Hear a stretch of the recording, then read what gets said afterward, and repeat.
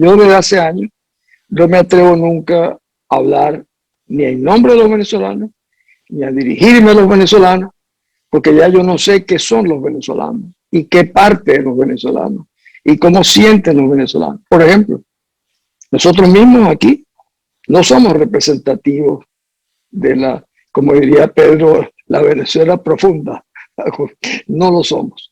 Entonces, una de las cosas que más me llamó la atención, y debo poner un ejemplo, yo estaba un día en mi finca en la Carolina y vi pasar a un trabajador que se llamaba Pablo. Digo, Pablo, ¿cómo estás? Y me dice, bueno, ¿cómo voy a estar? Imagínense, acabo de cumplir 45 años. Yo tenía 10 años más que él. Y yo me quedé pensando, ¿qué me querrá decir? Y evidentemente me puse a pensar que 45 años de pobre es muchísimo más duro que 90 más, que el doble sin pasar hambre. Entonces, esos son venezolanos que yo no sé hasta qué punto le interesa temas como a nosotros, los derechos, el Estado de Derecho, libertad, principios, porque formamos parte de una cultura, en el fondo, privilegiada, y yo me atrevería a decir no mayoritaria en el país. Y por eso siempre me pregunto qué estamos dispuestos, no sé qué venezolanos, a hacer para reconquistar la libertad. Y la verdad es que no lo sé.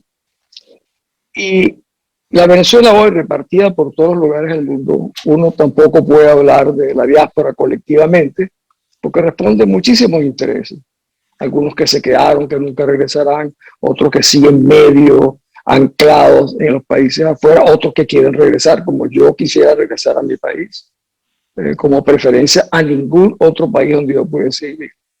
Pero me doy cuenta de que yo no pertenezco a esa clase que tiene que vivir con $5 al mes o con 25 en Venezuela, ni que tiene que recibir un paquete de comida para poder subsistir. Entonces, la manera como yo pueda evaluar determinados valores es muy distinta a la gente que está presionada por necesidades de la vida muy especiales. Eso me ha hecho pensar dos cosas también. Curiosamente, en la medida en que nuestro problema es cada vez más doméstico, los venezolanos en general, los que opinan, se han hecho más internacionales. Nunca he visto tanta gente hablar de lo internacional como recientemente. Curiosamente, en los mismos años en que yo cada vez pienso peor de la comunidad internacional. Tal vez porque yo sí he tenido una relación muy directa con lo que llaman la comunidad internacional y por eso he aprendido a conocer sus límites, sus intereses y sobre todo su capacidad de equivocarse en función de los problemas de los demás, no de los de ellos. Sí, en esa situación de que nos preocupa ahora mucho más lo que pasa afuera, de lo que pueden hacer afuera por nosotros, yo creo que ha venido una falta de interacción mucho más real con el país. Y sin embargo, a veces me pregunto, yo por ejemplo veo a María Corina en los pueblos de Venezuela, que es admirable. Es un esfuerzo a más valiente porque se arriesga permanentemente. O cuando Antonio estaba en el país. Pero hoy yo veo a una sociedad bastante sometida en general, no porque les guste o les plazca, sino porque es muy difícil resistirse a las circunstancias de una familia que no tiene que comer o medicina, asistencia, etc. Entonces, a esos venezolanos no se les puede pedir cosas extraordinarias. Me preocupa más que eso, que muchos de los que llaman dirigentes políticos presionan más para ver a Venezuela exclusivamente como una catástrofe humanitaria. Claro que somos una catástrofe humanitaria, pero somos algo peor, por supuesto. Como ya lo ha dicho Antonio, como lo ha dicho Pedro, y seguramente lo dirá María Corina, somos algo realmente exponencialmente superior en maldad, abominable, etc. Pero, como se ha proyectado una imagen de que lo que requerimos nosotros es asistencia humanitaria por encima de cualquier otra consideración, y esto es un tema que seguramente no todos podrán estar de acuerdo si eso es así o no, el mundo comienza a desatenderse de nosotros. Yo lo vi en muchos países durante conflictos, no solamente en África, sino en Europa Oriental, en la cual las Naciones Unidas y el mundo nos limitábamos a enviarle frazadas en el invierno, medicinas, alimentos, igual, mientras tanto, seguían liquidando a esas sociedades. Bueno, igual nos puede suceder a nosotros, porque la comunidad internacional, que yo realmente no sé ya qué significa eso, la comunidad internacional dice, bueno, si los venezolanos hacen elecciones, nombran embajadores, tienen canciller, tienen otro presidente, entonces están en una situación aceptable en términos internacionales porque no nos genera ninguna inquietud, ningún problema mayor que resolver a corto plazo. Entonces, démosles esos medios que ellos requieren. Una indicación de eso ha sido, por ejemplo, la declaración de la Comunidad Europea sobre el tema de lo que llaman elecciones en Venezuela, que una vez más toma distancia porque son problemas nuestros, no son problemas de ellos. Y el tiempo no juega para los diplomáticos, sino en función de sus intereses y no en términos de la gravedad de los problemas que afectan a otros. Yo he visto a la Comunidad Europea operar durante la crisis, por ejemplo, de los Balcanes, y fue la cosa más vergonzosa, seguramente, que el mundo vio durante muchos años. Como también vi como los Estados Unidos, pudiendo hacer algo en Ruanda, no lo hicieron tampoco, y lo hicieron tardíamente en Somalia, y porque la comunidad internacional tiene sus intereses muy particulares. En este caso, en el caso de Venezuela, hay un agotamiento, como la fatiga de metales en los aviones. Aquí hay una fatiga del metal venezolano que ya no llama la atención, y nosotros, en la medida en que digamos que es un problema humanitario simplemente, vamos a demorarlo.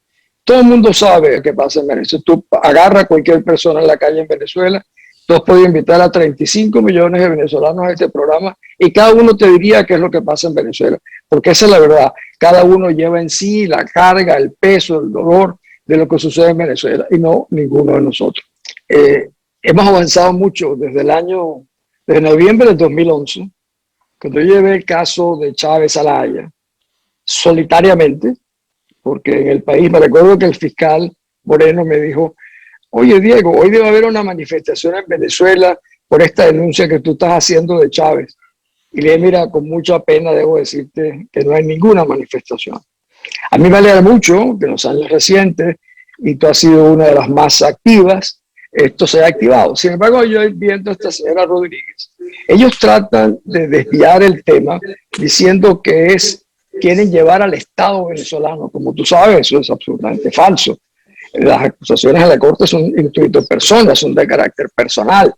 Pero es así como ellos hablan de las sanciones americanas que afectan al país en vez de a un grupo de criminales, igual hablan de que son sanciones al Estado venezolano, cuando realmente son sanciones a Maduro y a una colección de maleantes, criminales y delincuentes.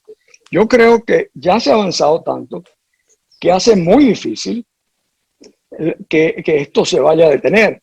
Pero al mismo tiempo me cuesta un poco de trabajo pensar que a última hora la señora Besuda deje a última hora y dar un paso más adelante, en vez de dejárselo a Karim Khan, porque parecería que entonces ella lo está haciendo ahora porque simplemente se va y no porque le toca al proceso que ya ha avanzado de una manera tal que pueda llegar a otro nivel, que es una pequeña ventana o una gran ventana de esperanza, que es que la fiscal puede ordenar una detención de Maduro y de algunos de sus criminales. La pregunta es, ¿qué sucede en ese momento cuando se dicta un acto de esa naturaleza para que la Unión Europea continúe de una manera acomodaticia, cuando ya es la propia Corte Penal Internacional la que está procediendo? Ya no son solamente los Estados Unidos a través de los decretos, de las sanciones que le impuso Trump, poniendo una recompensa por la cabeza de Maduro, de Tariq el-Aissami, de Cabello, etcétera, etcétera. Esa es una oportunidad que nosotros debemos mirar. No sé cuán cercana está, pero está entre las probabilidades altas de que esto suceda. ¿Qué vamos a hacer nosotros? ¿De qué manera podemos impulsar a la comunidad internacional? Porque yo creo, como creo que estamos llegando al final de esta conversación, que eso, unido al drama también que se ha mencionado un poco, que es al problema binacional. En la medida en que lamentablemente el problema de Colombia se agrave, esto agrava la situación de Venezuela y hace subir la temperatura y el interés por Venezuela, que lo venimos perdiendo rápidamente, especialmente en los últimos 6 meses. Sobre el R2P, yo estaba en las Naciones Unidas justamente como asesor de Kofi Annan cuando se diseña esa política. Pero el R2P, que como dices tú, se han llenado una serie de condiciones, cuando tú la contrastas con el manejo que hace la oposición política en Venezuela, que se sienta a negociar en República Dominicana, que se sienta en Barbados, en República Dominicana, en Noruega, que firma convenios con el gobierno para repartir medicina, que tiene embajadores, que tiene canciller. Eso no es una tiranía para los efectos externos. Eso es algo que tú dices, bueno, tienen la fiebre alta, pero no es de muerte. Cuando tú la comparas con lo que está pasando en Siria o lo que está pasando en Yemen y en otros lugares del mundo, entonces conspira contra ese principio del R2P que pudiera habernos ayudado. Ahora, yo no veo ninguna manera que por la vía internacional y de negociación vayan a irse todas esas fuerzas que ocupan a Venezuela. El tema venezolano acabará, para mí, explotando de una manera seguramente imprevista, como sucede en estos acontecimientos, porque de la manera previsible va a ser muy difícil hacerlo, porque es una sociedad, una corporación tan comprometida en sus intereses, tan profundamente vinculada en las bases de lo que lo sustentan, acompañados por esa complicidad internacional, China, Rusia, Irán, India, que por ejemplo yo creo que una medida que ya que podría tomar el llamado gobierno interino, es decirle a China, miren, nosotros vamos a romper relaciones diplomáticas, suspender relaciones diplomáticas con ustedes, para ponerlos un poco al tema de Taiwán. Y tú dirás, ¿por qué? Bueno, para que sepan que tiene un costo el estarnos saboteando en el Consejo de Seguridad de las Naciones Unidas, al estar impidiendo cualquier acción internacional. Pero sin embargo, nosotros no hacemos nada sobre eso. Yo siempre digo que, y lo repito mucho, pero cada vez me está costando más trabajo decirlo, que los venezolanos el día que realmente decidamos reunirnos, integrarnos y sumarnos, nos vamos a sorprender de las cosas que podemos hacer maravillosas. Sin embargo, también me doy cuenta que en la medida en que no expresemos eso hacia afuera, no vamos a alimentar ni las ganas, ni el apetito, ni el interés de la comunidad internacional por hacer por nosotros, más allá de lo que nosotros podamos de aquí en adelante hacer por nosotros. No importa, lo que ya hicimos hacia atrás quedó atrás. Eso, como cuando yo era editor de un diario, el periódico de ayer no te cuenta para el día siguiente. Desgraciadamente así es la realidad internacional. Es lo que hagamos de ahora en adelante, de explicar realmente al mundo, en la medida que sigamos dando señales de que hay. Yo he visto, la Embajada de los Estados Unidos publicó de que hay una nueva alianza política de los partidos y que intentaban sumar a la sociedad civil, más o menos algo así dijo Guaidó. Sin embargo, eso no pasó, pero si yo soy un observador en la Cancillería británica o francesa, para no hablar de la norteamericana, digo, bueno, esto está en un proceso de transición pacífica, dejémoslo que siga adelante, mientras tanto nosotros nos ocuparemos de otros problemas.